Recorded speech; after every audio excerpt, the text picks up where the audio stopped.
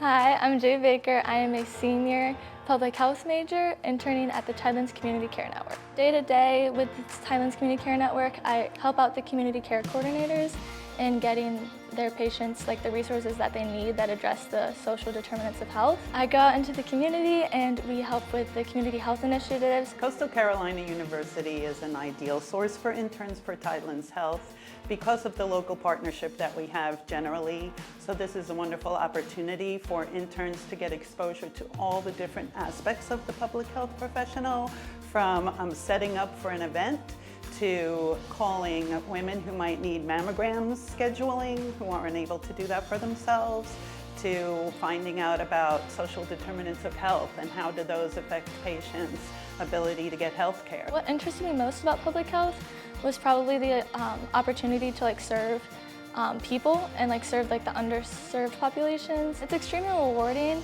I feel like I learned so much here. Being here, it really pushes me to do more.